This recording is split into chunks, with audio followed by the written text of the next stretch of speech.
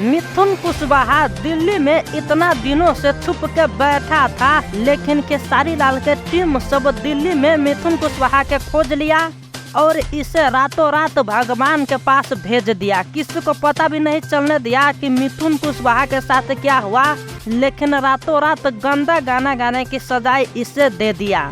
सबसे छुप के अकेले दिल्ली में मिथुन कुशवाहा रहता था।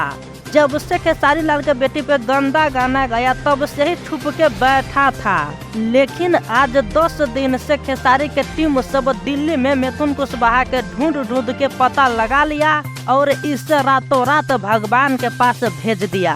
अब इसके आत्मा के पता चल रहा होगा कि खेसारी के बेटी पर गंदा गाना गाने के नतीजा कैसा है। बहुत उछल रहा था और मीडिया के सामने आके कह रहा था कि मैं माफी भी नहीं मांगूंगा। अब इसका आत्मा जो है वो माफी मांगेगा।